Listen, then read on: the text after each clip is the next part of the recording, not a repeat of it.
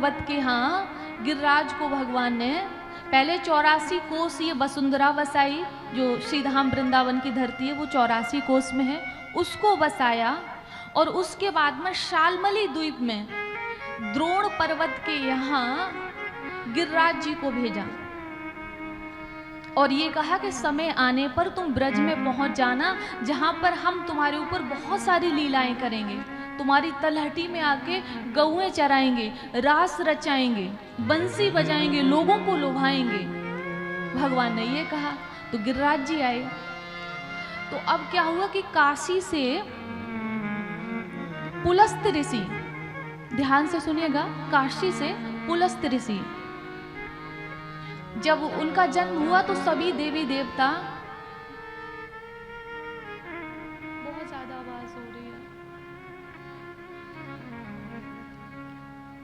काशी से पुलस्त ऋषि गिरिराज जी के दर्शन के लिए गए और द्रोणगिरी पर्वत से कहा कि मैंने सुना है कि आपके बेटा हुआ और सभी देवता आ रहे हैं, पुष्प वर्षा कर रहे हैं, सभी कुछ दान दक्षिणा दे रहे हैं, भेंट दे रहे हैं, तो हमारा भी मन हुआ कि दर्शन करें आके, तो हमें दर्शन कराइए। और जब गिरिराज का दर्शन किया तो वो भाव विभोर हो गए और कहा कि अब तो हमारी नीयत खराब हो गई, हम इनको काशी लेकर जाएंगे और इन पर बैठकर हम तप करेंगे। उन्होंने ये कहा। अब ये सुनते ही कोई अपने बेटे को कैसे दे देगा, वो उदास हो गए। तो गिरिराज जी ने ये कहा कि पिताजी देखिए श्राप दे देंगे ये, तो मैं जिस उद्देश्य के लिए आया हूँ उससे भटक जाऊंगा, तो आप एक काम करिए, मुझे जाने दीजिए, लेकिन मुझे क्या करना है वो मैं करूँगा। मैं अभी एक शर्त रखता हूँ, वो शर्त में ये खरे उतर ही नहीं पाएंगे। तो उन्होंने कहा कि ठीक है हम आपके साथ चलेंगे, लेकिन एक शर्त है, अगर किसी स्थान पर हमें रख दिया तो हम उठेंगे नहीं, ये कहा। तो उन्होंने कहा हम रखेंगे क्यों, अपने हाथ पर रखेंगे, तुमको सीधा काशी उतारेंगे चल के, हमको कहीं बीच में रखना ही नहीं है तुमको। तो उन्होंने कहा ठीक है। अब जैसे ही ये 84 कोस ब्रजमंडल पड़ा, शालमली द्वीप से वो अपने हाथ पे रख के पुलस्त ऋषि लेके आ रहे हैं, जैसे हनुमान जी ने वो पर्वत उठा लिया पूरा, ऐसे वो भी उठा के ला रहे हैं पर्वत को। और जैसे ही 84 कोस ये भूमि पड़ी और इनकी दृष्टि गई, ये तो भाव विभोर हो गए कि भगवान ने तुम्हें यहाँ भेजा था, गाय चराएंगे, लीलाएं करेंगे, झरना बहेगा और गोपियाँ नृत्य करेंगी, भक्तों का पोषण होगा, भक्तों को दर्शन होगा, तो मैं तो यहाँ ब्रज वसुंधरा के लिए आया था, ये मुझे कहाँ काशी लेके जा रहे हैं, नहीं नहीं मैं वहां नहीं जा सकता। ध्यान से सुनिएगा। अब उन्होंने एक काम किया, लघु शंका का प्रेशर बढ़ा दिया, कोई उपाय ही नहीं सूझा। अब लघु शंका का जब प्रेशर बना, अब रोक नहीं पाए अपने आप को, और ये भूल गए कि इनको वचन दिया था कि कहीं रखेंगे नहीं। और इन्होंने जैसे ही ये गोवर्धन में गिरिराज जी को इन्होंने रख दिया और लघु शंका के लिए गए और फुर्सत होके आए और इनको उठाया, तो ये तो हिले ही नहीं। बोले क्या हो गया, थक गए क्या, तुम तो बैठकर आए थे, तुम पर कौन सी मेहनत पड़ी थी, अब क्या हो गया तुमको।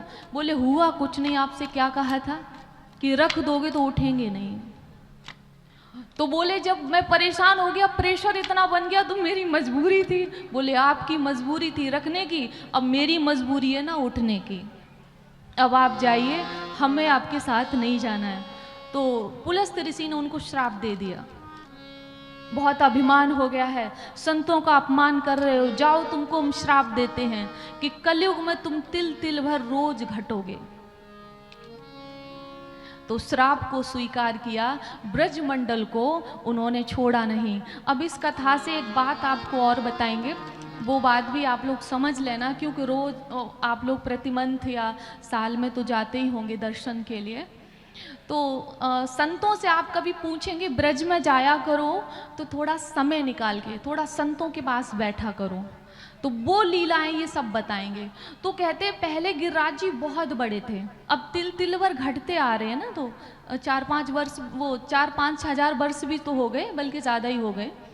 तो उस समय से ये घट गए हैं थोड़े से, पहले जितना आकार था उतना थोड़ा कम हो गया है। अब आपको बताएं, बहुत लोग पूछते हैं क्या गिरिराज जी को अपने घर ला सकते हैं, कोई वहाँ से छोटा सा टुकड़ा कोई पत्थर उठा के ला सकते हैं?